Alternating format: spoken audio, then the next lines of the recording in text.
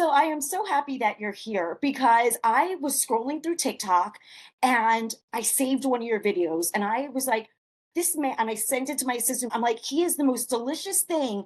Like, who is this angel that's like, you have this smile and this bounces off. It's infectious. Thank you. Your smile's infectious. And I was obsessed with it. And nobody really talks about mental health as much as there should be. So I was like, I got to find you. I love the snaps. I need to find out who is this person? What are you about? And how did you start doing all of this? Because your voice is amazing. Oh, wow, that's so kind. So I am a former classroom teacher. I'm a former administrator. I was in school for a long time. I most recently was an associate superintendent of schools, and I left the work in June of this last year, and I started my own consulting business in July, doing speaking, doing workshops, engaging with individuals to spread kindness and to understand the power of kindness. I earned my dissertation, my doctorate researching school culture, motivation, and the collective impact on employee retention. And what I found is, although that's unique to schools, the findings, the research, the evidence can all be applied to other spaces. In 2023, I had the opportunity to return to the classroom at the collegiate level. And friend, I will tell you, my teaching belt from 10 years ago, the wheels are falling off the bus. I was not prepared to teach these kids. Like I was not, and they're undergraduate, they're adults, they're our age, like, right? And so I was like, what's going on? So I dove into who this generation is, Gen Z, Gen A, to figure out who they are, why they are, and that really helped me reinforce the power of kindness. My own story about kindness goes back to I'm from a divorced family, so that has its own trauma in itself. I grew up in a very on the outside, we look like a great family. On the inside, it was the Wild Wild West. My mom was loving and caring. My stepdad's verbally and physically abusive. Just a lot of things there. And so I didn't really know what that meant until I got older and I started teaching human development to people. But I share that vulnerably with you because I was picked on and bullied at school. I was called names. I was put down. Being an openly gay and not understanding what that looks like too is a shift and like Oh, just different things. And so I recognize now the power of kindness. And I have spent a lot of my time in the research of kindness. And this is my own personal perspective that the world is dark and I'm on a mission to spread kindness, help people know you're not alone, that it's okay to be stressed out. It's okay that the world feels like it's caving in. Here are things that you can do. Because what I realize, Marnie, is like, it's you and me. It's everyday people who are navigating really crappy situations because life is lifing. And so I will be way vulnerable with you. Was scared shitless to put my first TikTok video out, and I've just kind of been slowly like, if Sally Joe Freebush down the street can do it, why can't you do it, right? And exactly. I bet people have been so responsive to you also. Just thank you. And you understand, it takes a lot to wow me. I used to be a casting director. I used to audition people for commercials and agent. So first I'm like, you had to have done theater, but you didn't mention that. I But did. oh, you did? Of course you did. Duh. Okay. See, I knew it. And I literally, so I like it takes if a client or actor can wow me, there's something magical. And you had that aura, that energy, that charismatic, that empathy that you don't find very often. And it's true. I My life is like been a you would never know. And that's why I love that you spread kindness because one, there's a difference between nice and being kind. Yeah. Okay. Being kind, it's from our soul. Anyone could do a nice thing, but there's a difference. And people don't know that. But I one of the highlights of my trauma, I guess, was when I was 17, right when I turned 17 in 1987, my mother had been addicted to crack and she was on her fourth husband at that point, fifth husband, and she left me and her boyfriend physically by myself, removed me from the car at a gas station when I was 17 and took all my stuff. And no family member wanted to help me. I had to house hop. That was just one night of my life. I know. So I'm like, don't let the sparkle fool anybody. We all have our shit. And nobody ever said, I mean, before that, when I was 8, my father, who had adopted me when I was a baby, crazy stuff, I was 8 years old. And they said, your father's gone. What? No, he's gone. Nobody ever said, let's do therapy, let's talk. So we moved, just my mother, my brother, and I, and no one ever talked about it. He was in jail. So I have been suppressing shit since I'm 8 years old. And wait, there's so much that I actually had to write a book because people are like, your life is a friggin' novel. Like it's not normal stuff. I'm like divorced, like, oh, I've been through 6 of them with my mother, and I've been married to my husband 3 times, but nobody ever, what you're doing with the Gen Z, the healing. If I would have healed, I would not have put myself in positions as an adult or growing up and hanging out with people or marrying, whatever it was, to fulfill what I never healed. So generational trauma like ends right now. And that's the message that I love that you're giving. And so it's just amazing. No, I really appreciate it. And thanks for being vulnerable at your own story. I can make some connections, not to the extreme that you have for sure. Those are some really extreme situations you Stories navigated. are different, but the feelings are the same. The Yeah. abandonment, the loneliness. When you were talking about bullying, that's one of my biggest, just it's been to my children. And when I have so many stories. I don't mean to say it's all about me, but I just can empathize. When I was 15 or 16 in high school, I remember going upstairs and there were like all these papers thrown everywhere. And I pick it up and it said 161 ways to describe Marnie M. And I was reading it and I was like, that's me. And it wasn't fabulous fun. It was poor, 161 things that it was so mortifying that life humbled me at such an early age that there is so much compassion that oozes through me that people that have had the typical no normal, they went to college, they got married, they did the fraternity sorority, blah blah blah, live happily ever after. I cannot relate to those people. They don't relate to me.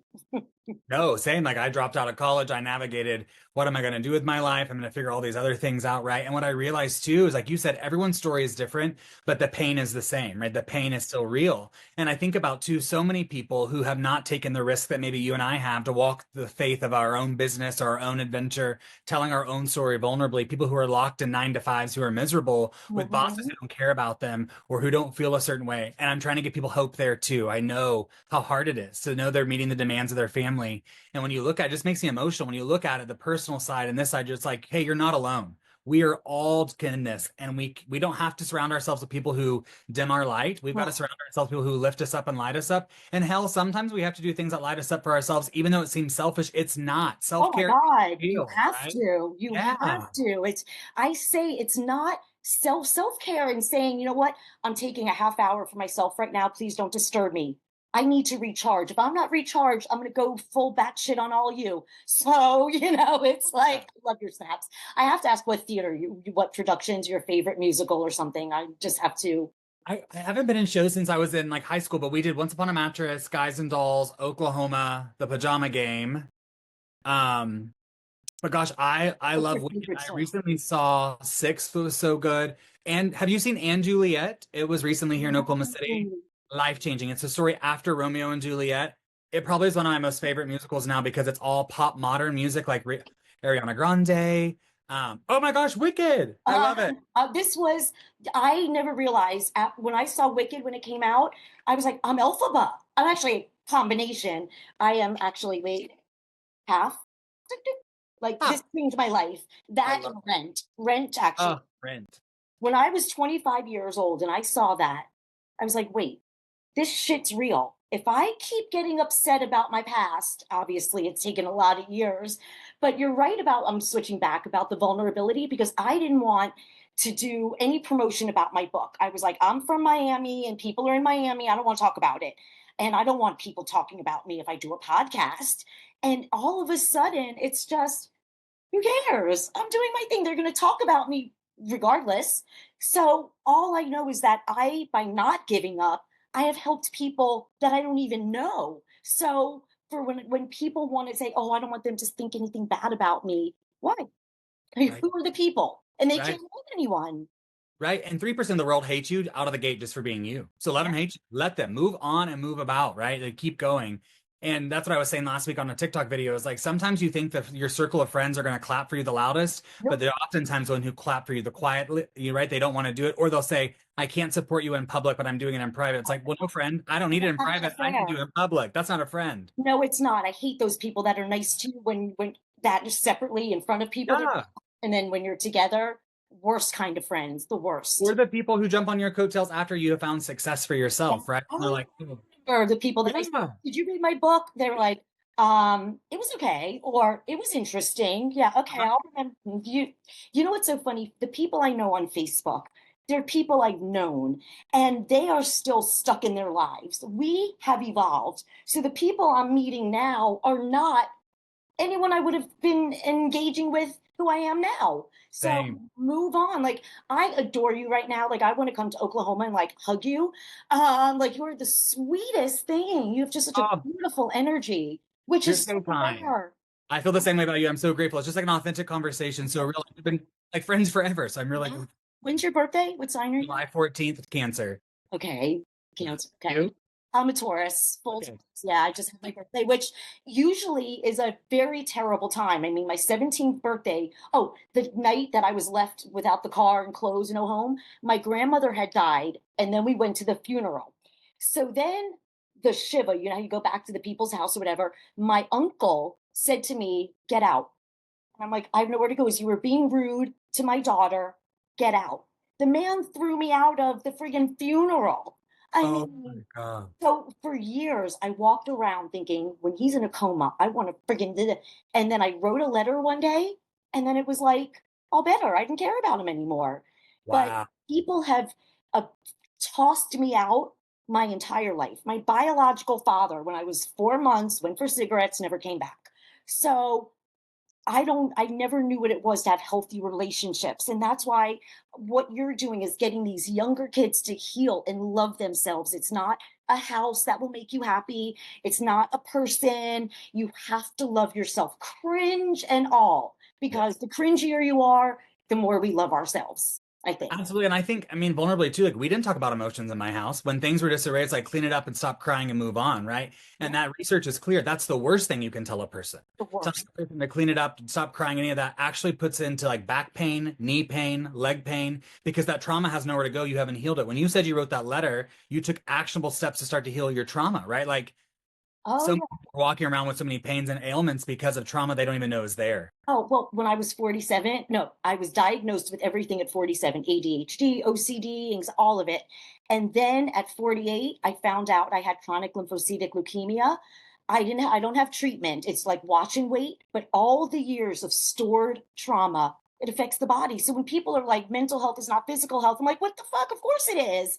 You get stomach aches because you're nervous. You get headaches because you're nervous. You have panic attacks because your heart. So people don't Yes. understand. And it's hard. I'll be really vulnerable too. Like in Oklahoma, it's almost illegal to Oh, talk about mental health, right? you Like are so brave for where you are and what you do. thank Whew. you. SEL is like illegal. Like it's not real.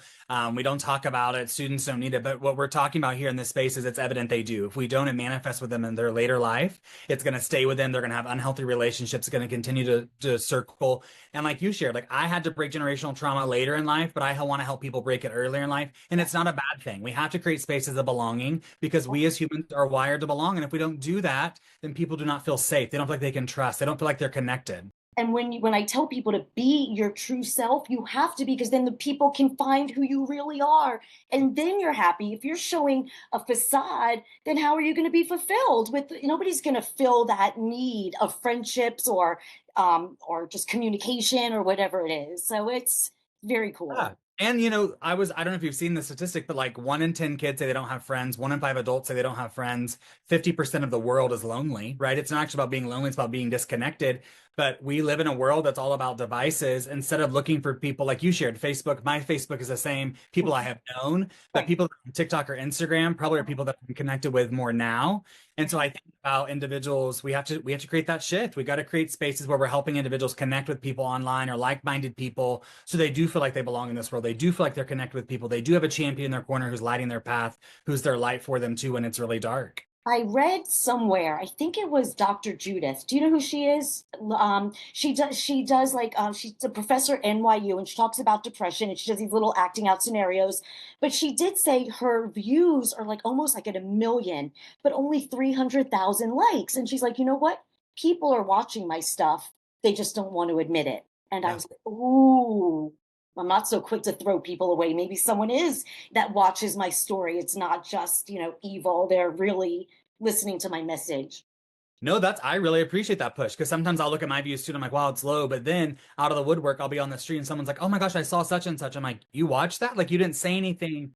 And I'll be honest, I stopped doing videos for a little bit because I was like, they're not going anywhere. I'm looking like a fool. This is dumb. And I remember being at an event. I was at a salsa social where my partner was dancing with this salsa partner, and these people that I used to work with at a school district came up and they said, "Hey, Culver, we haven't seen your videos in a while." Like they were helping me, and I said, "You never said anything. I had no idea." They said, "Just because I don't say anything doesn't mean I'm not watching it." And so it is impacting me. And so since then, even if everyone hates it, one person makes a difference. I've been One, putting it's videos a out to help them. one Yeah. person. Oh, I was to ask you, what kind of dog do you have? I think we have the same dog.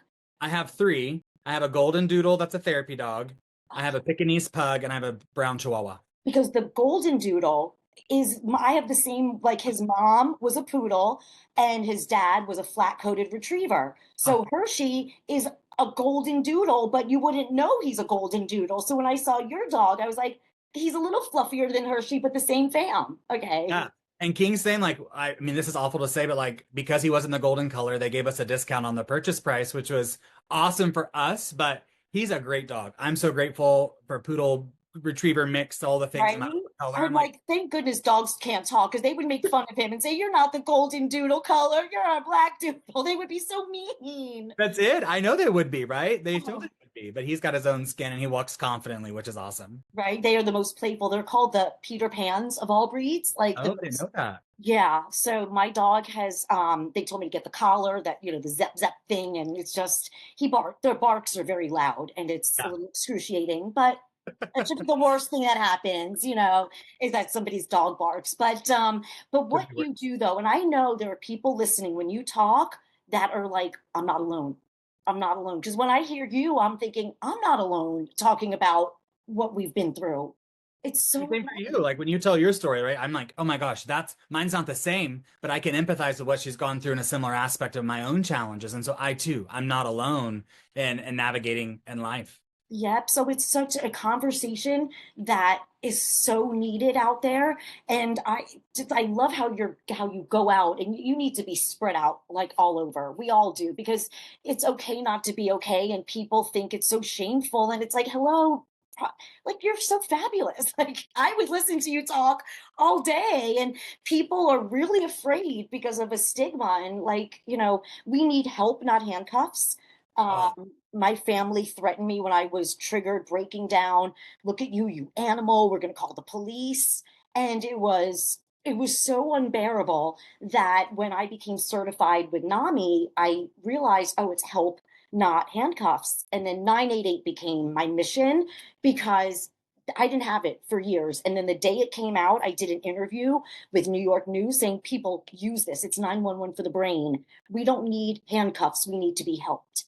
And and I that's need to do some further investigation. So I'm going to put an asterisk there on this comment what I'm about to make because I need to further investigate. But I believe, if I remember correctly, 2 weeks ago, Oklahoma is looking at defunding dollars to 988 and mental health, which when you look at the numbers that are used across the United States, I believe we're in the top 10% of usage of the number. So it's alarming to think about. We're going to not have an additional resource for our citizens of our state or residents of our state life based and on death. reason. Yeah, it's life or death. I mean, just a game changer in people. And like what I love the message that you said, and it further echoes what I always believe too, keeping you because you are exactly what this world needs, right? We often forget that we feel shame, as you shared, or we feel embarrassment, or we feel worry, doubt, anxiety, whatever it may be. And it's like, let that go. Remember the value that you add to this world. Remember that you are kind, you're caring, you're loving, and that you make this world a better place. And sometimes it's hard to remember that. And sometimes you're the person that's going to affirm that for you because there's not somebody else to do it. And that's okay because sometimes the light that you're looking for is the light that's inside you.